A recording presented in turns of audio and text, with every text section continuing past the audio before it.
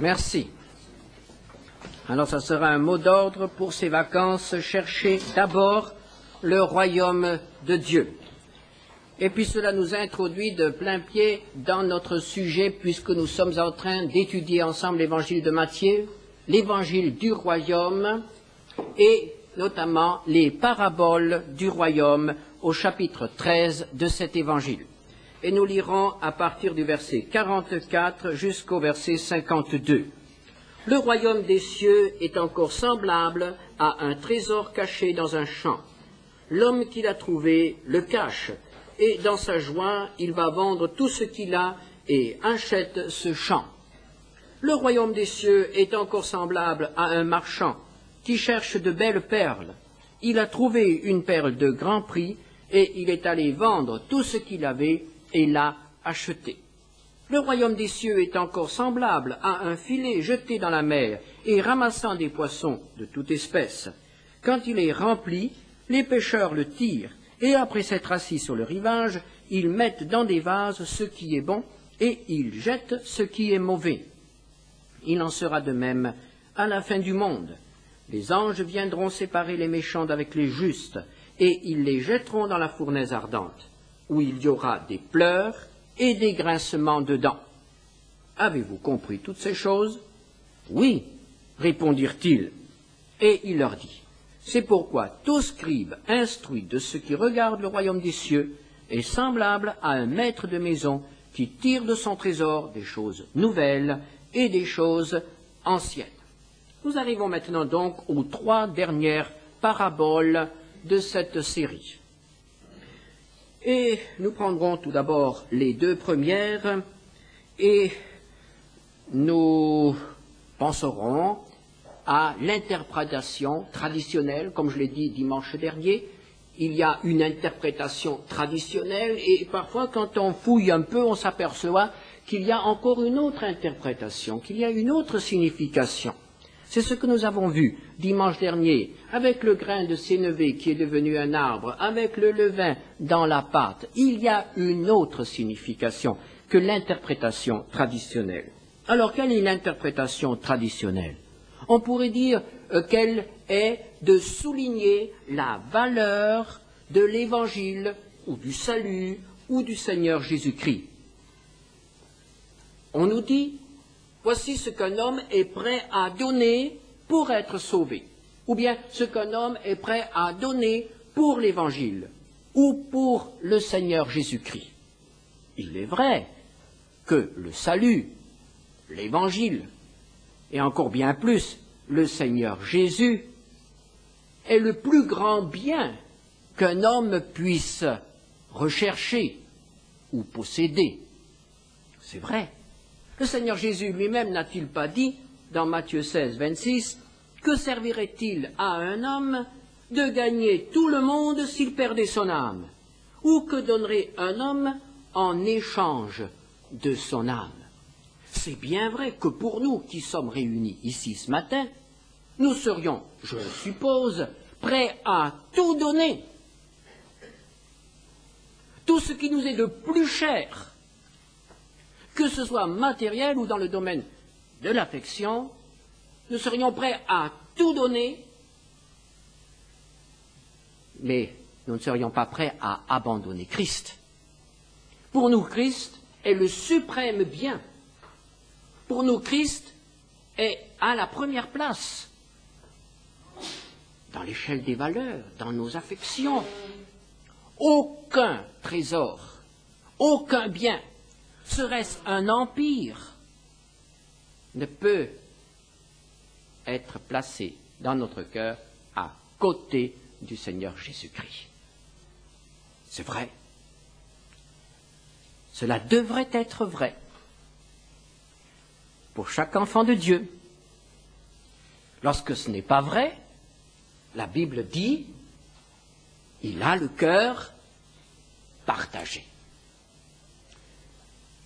Et lorsque c'est vrai, la Bible dit, il aima l'Éternel de tout son cœur. Il fut tout entier à l'Éternel. C'est cela, être à l'Éternel entièrement, être au Seigneur entièrement. c'est-à-dire lui donner la première place. Il est notre souverain bien. Et dans ce sens, évidemment, ces deux paraboles peuvent nous parler. Elles peuvent aussi nous parler dans l'autre sens. C'est-à-dire que si nous n'appartenons pas au Seigneur, si ce matin nous ne sommes pas sauvés, si nous n'avons pas la certitude d'avoir reçu la vie éternelle, dans ce cas-là, je vous dirais, seriez-vous à la tête d'un empire? Seriez-vous le roi du pétrole ou du caoutchouc ou du café? Vous êtes bien pauvre, vous êtes bien malheureux, vous n'avez rien.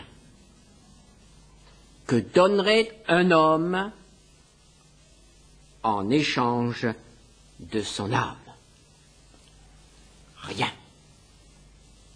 Rien n'a de valeur à côté de ce que le Seigneur Jésus-Christ nous offre. Et si nous avons tous les biens de ce monde et que nous n'avons pas rencontré le Seigneur Jésus-Christ, nous sommes malheureux, nous sommes misérables, nous sommes pauvres. Mais quand même, en adoptant cette interprétation pour ces deux paraboles, nous nous heurtons à quelques difficultés. En effet, par exemple, lorsque nous suivons cette histoire, le trésor qui est caché et qu'il faut, en quelque sorte, acheter, aussi la perle qu'il faut acheter, il faut tout vendre et acheter. Peut-on vraiment dire que le salut peut être acheté? Non. Le salut est gratuit.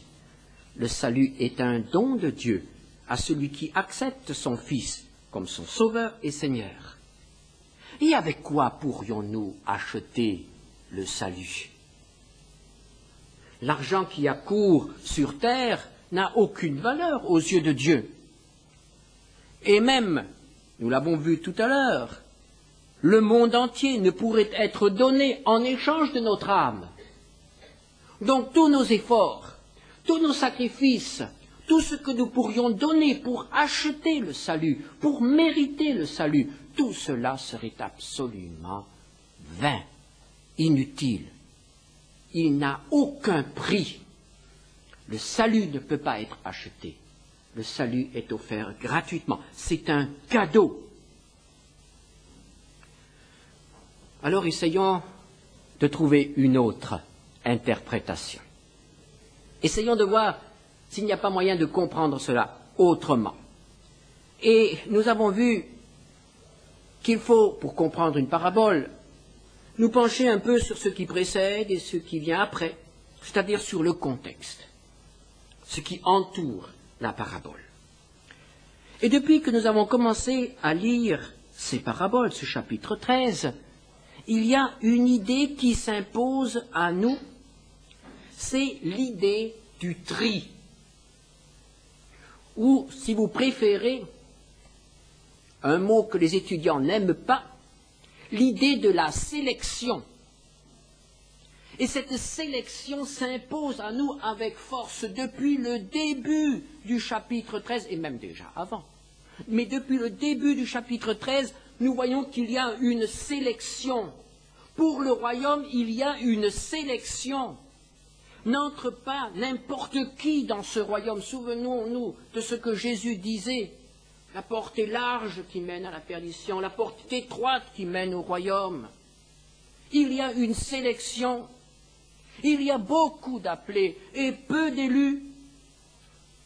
Alors voyons, suivons un peu cette ligne, cette pensée de la sélection. Elle apparaît déjà dans la première parabole, dans la parabole du semeur. 4 terrains reçoivent la semence, un seul porte du fruit, un seul sera sélectionné.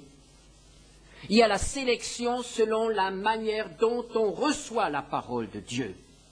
Ceux qui la reçoivent mal, ceux qui ne portent pas de fruits, sont écartés. Seuls sont retenus, sont élus, ceux qui portent du fruit, la bonne terre.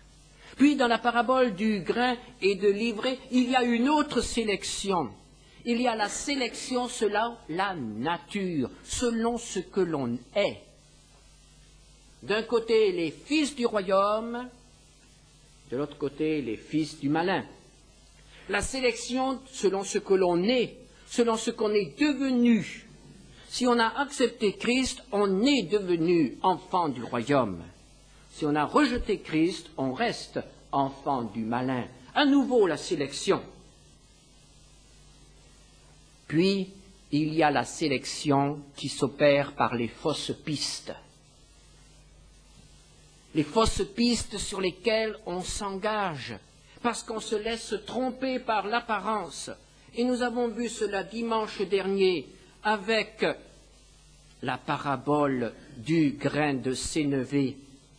La parabole de ce grain de sénévé qui a grandi, qui a dégénéré, qui est devenu un arbre. La parabole du levain qui a fait lever toute la pâte et qui a donné quelque chose qui a l'apparence, mais qui n'a pas la vie. Cela a donné ce système des églises, le système de la chrétienté, c'est quelque chose qui n'est qu'apparence. Et lorsqu'on se laisse tromper, lorsqu'on s'attache aux apparences, on est sur une fausse piste et la sélection s'opère à nouveau. Tous ceux qui s'engagent sur la fausse piste sont écartés. Alors, voyons plus loin. Ces trois paraboles que nous venons de lire, ont été dites dans le cercle restreint des disciples. Et nous voyons que la foule a été renvoyée, les disciples s'approchent du Seigneur et lui demandent l'explication de la parabole de l'ivraie. Et Jésus explique, et il parle du grand tri qui aura lieu à la fin du monde. Et aussitôt après, il ajoute les deux paraboles qui retiennent notre attention. La parabole du trésor et la parabole de la perle. Et il termine cette série de paraboles en posant la question, avez-vous compris? Ils répondent oui. Donc pour comprendre la parabole de l'ivraie, il faut aussi tenir compte de la parabole du trésor, de la perle et du filet. Nous comprenons donc qu'il s'agit d'un tout et que l'idée force de la sélection qui se dégage de la parabole de l'ivraie doit être maintenue dans les trois paraboles que nous avons devant nous ce matin. Alors, prenons cette parabole du trésor. Verset 44. Le royaume des cieux est encore semblable à un trésor caché dans un champ. L'homme qui l'a trouvé le cache. Et dans sa joie, il va vendre tout ce qu'il a et achète ce champ. Dans l'interprétation traditionnelle, on dit cet homme, c'est n'importe quel homme. Dans aucune parabole, celui qui est actif est n'importe quel homme. Dans la parabole du semeur, c'est le Seigneur. Dans la parabole de l'ivraie, c'est le Seigneur et le malin. Si nous considérons que l'homme, dans cette parabole, est également le Seigneur, quel peut bien être le trésor qui est caché dans le champ? Et qu'est-ce que ce champ? Ailleurs, le Seigneur a dit, le champ, c'est le monde. Quel est donc le trésor qui est caché dans le champ et dont la manifestation remplit le Seigneur ou l'homme ici de joie? Le trésor qu'il va acquérir. Qu'il va acquérir. Eh bien, lorsque nous ouvrons l'Ancien Testament, et il faut nous souvenir que le Seigneur Jésus parlait à des gens qui étaient remplis de l'Ancien Testament et qui n'écoutaient ces paroles qu'avec tout le passé de l'Ancien Testament, avec toute leur connaissance de l'Ancien Testament, le trésor, aux yeux du Seigneur, ce ne peut être qu'Israël, le peuple de Dieu. Écoutons un peu quelques textes de l'Ancien Testament. Par exemple, Ésaïe au chapitre 43, versets 1 à 7. Ainsi parle maintenant l'Éternel qui t'a créé, ô Jacob, celui qui t'a formé, ô Israël. Ne crains rien car je te rachète. Je t'appelle par ton nom, tu es à moi. Si tu traverses les eaux, je serai avec toi et les fleuves, ils ne te submergeront point. Si tu marches dans le feu, tu ne te brûleras pas. La flamme ne t'embrasera pas. Car je suis l'Éternel ton Dieu, le Saint d'Israël ton Sauveur. Et voici qu'apparaît quelque chose qui peut peut-être nous choquer, mais qui rejoint si bien la parabole. L'idée du rachat, mais l'idée de sélection de nouveau. Ce que l'on donne à la place d'eux. Je donne l'Égypte pour ta rançon, l'Éthiopie et Saba à ta place, parce que tu as du prix à mes yeux, parce que tu es honoré et que je t'aime. Je donne des hommes à ta place et des peuples pour ta vie. Ne crains rien, car je suis avec toi. Je ramènerai de l'Orient ta race et je te rassemblerai de l'Occident. Je dirai au septentrion, donne, et au midi, ne retiens pas. Fais venir mes fils des pays lointains et mes filles de l'extrémité de la terre. Tous ceux qui s'appellent de mon nom et que j'ai créés pour ma gloire, que j'ai formés et que j'ai fait. Prenons encore Zacharie. Zacharie, chapitre 9, verset 16. L'Éternel, leur Dieu, les sauvera en ce jour-là, comme le troupeau de son peuple, car ils sont les pierres d'un diadème qui brilleront dans son pays. Un trésor dans son pays, un trésor dans le champ. Ce trésor est encore enfoui de nos jours. Qui pourrait affirmer, qui oserait affirmer aujourd'hui qu'Israël est le trésor dans le monde? On dit plutôt le contraire. Israël est plutôt celui qui gêne, celui qui embarrasse, celui que l'on a méprisé, mais qui ose parler d'un trésor. Et pourtant, Israël reste le peuple élu de Dieu. Et un jour sera manifesté aux yeux de toute l'humanité quelle est la valeur d'Israël pour Dieu.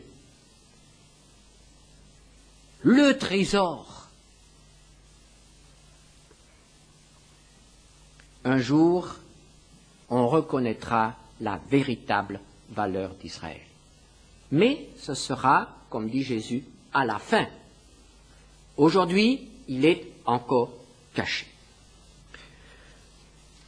La parabole de la perle de grand prix, verset 45. Le royaume des cieux est encore semblable à un marchand qui cherche de belles perles. Il a trouvé une perle de grand prix et il est allé vendre tout ce qu'il avait et l'a acheté. On pourrait dire, au fond, c'est la même chose. Il y a de nouveau quelque chose qui a un très grand prix, et puis on donne tout pour l'avoir. Est-ce que vraiment Jésus a dit 2 fois la même chose? Je ne pense pas. Alors il faut faire un petit effort pour essayer de voir quelle est la différence. Y a-t-il une différence? Oui, il y a quelques différences. Il y a quelques différences. Quelle est l'origine de cette perle?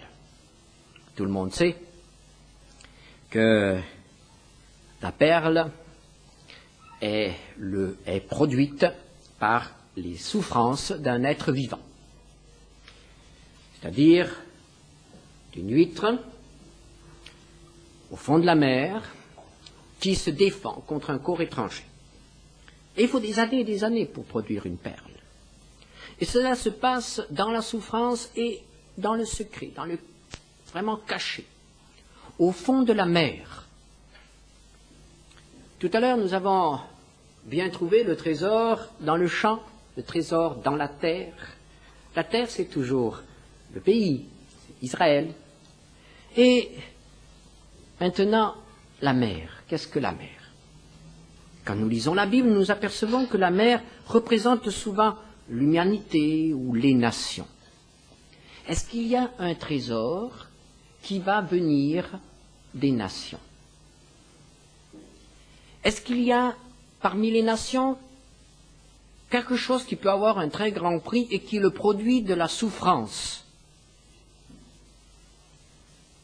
La perle a toujours été dans l'Antiquité le symbole de la pureté. Est-ce qu'il y a quelque chose dans le monde, parmi les nations, qui est le symbole de la pureté? Quelque chose de pur, produit par la souffrance. Lorsque nous ouvrons l'Apocalypse, nous voyons que, au chapitre 21, verset 21, la Nouvelle Jérusalem a des fondements, des murailles, et a aussi des portes. Apocalypse 21, verset 21, les 12 portes étaient 12 perles, chaque porte était d'une seule perle. Ces perles, la perle représente l'Église. L'Église du Seigneur, celle qui est née des souffrances de Jésus, celle qui est tirée des nations et qui est cachée, et elle a été rachetée à un grand prix, rachetée par le sang de Jésus, formée au cours des siècles dans la souffrance, par la souffrance.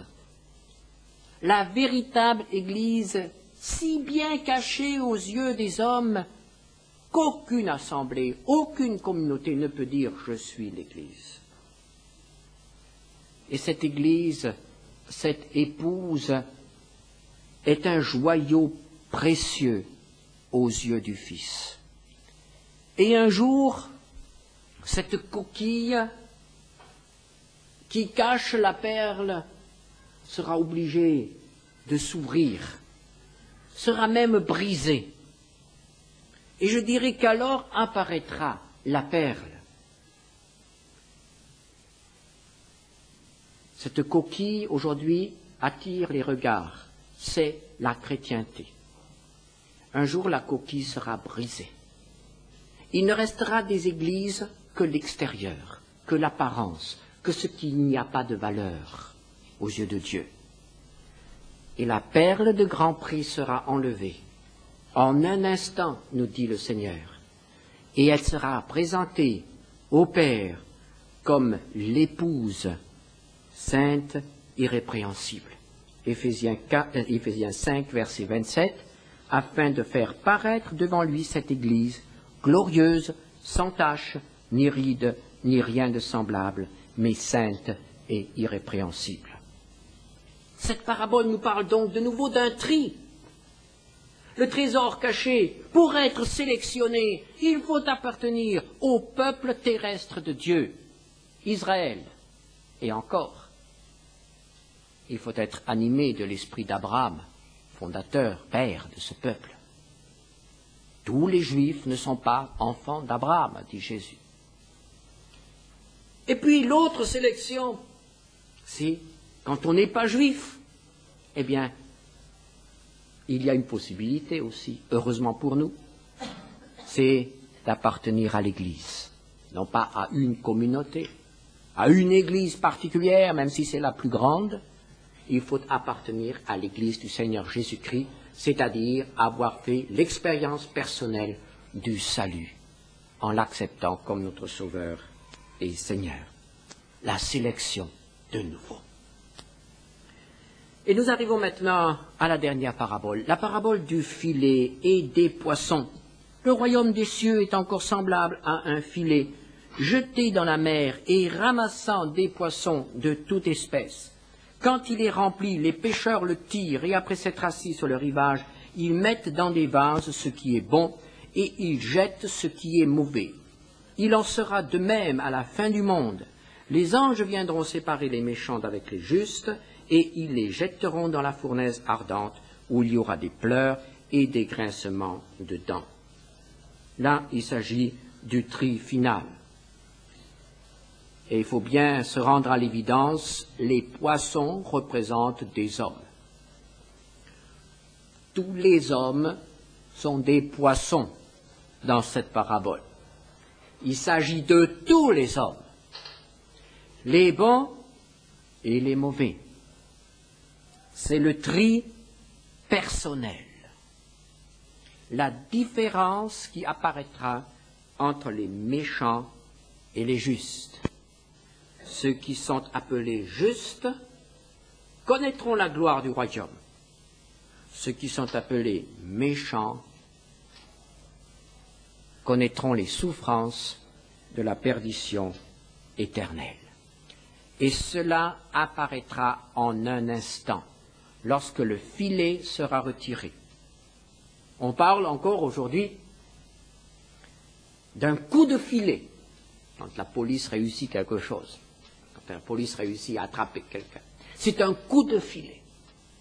Oui, il y aura un grand coup de filet.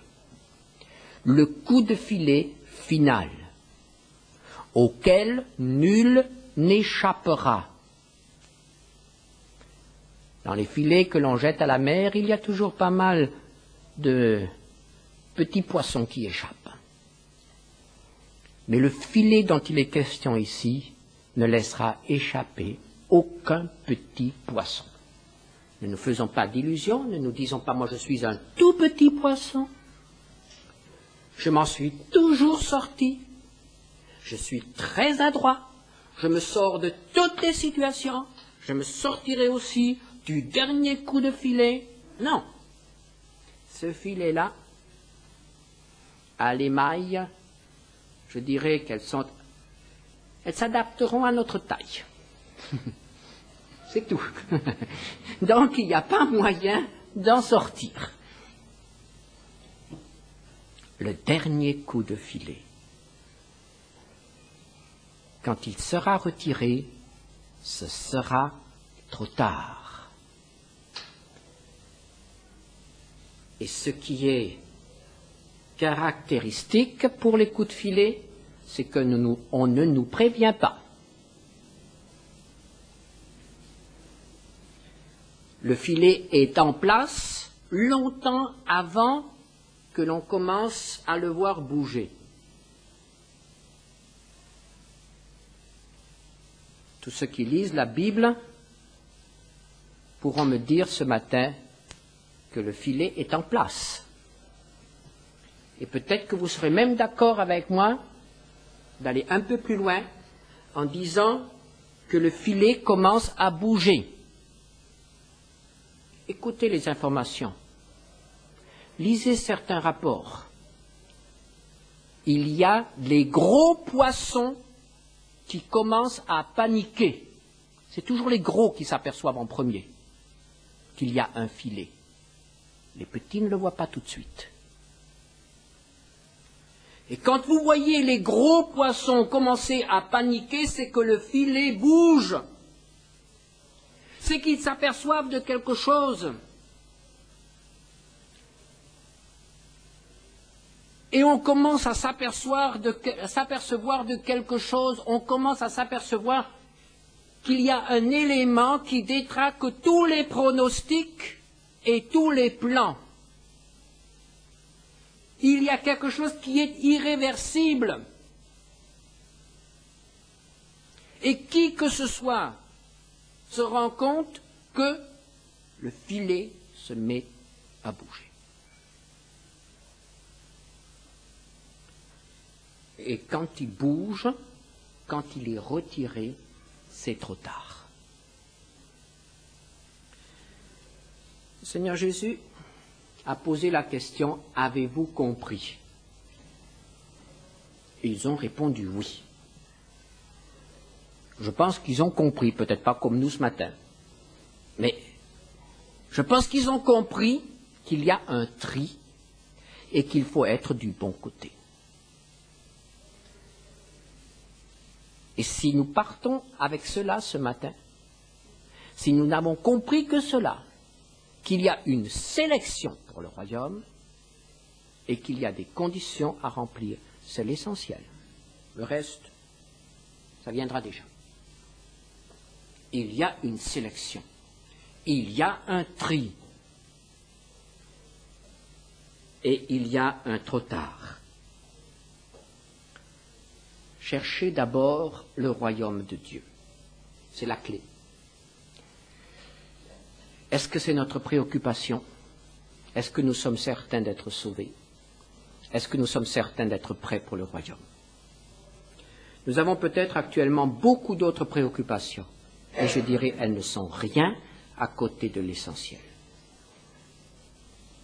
Les poissons dans le filet sont peut-être encore en train de se préoccuper de chercher de la nourriture, et ils sont peut-être tout à fait contents de pouvoir trouver à côté d'eux un petit poisson qui va leur faire leur repas de midi. Et ils disent « Quelle aubaine, aujourd'hui j'ai bien mangé ». Et ils profitent justement de ce que le filet se retire. Ils profitent bien. Mais leur tour viendra aussi. L'essentiel est d'être prêt et être du bon côté au moment du tri final. Avez-vous compris, a dit le Seigneur, nous demande le Seigneur, qui nous accorde à tous la grâce de pouvoir répondre oui.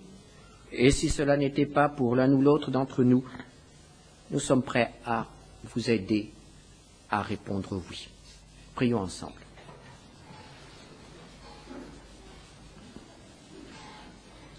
Nous te remercions, Seigneur notre Dieu, parce que tu ne nous laisses pas dans l'ignorance.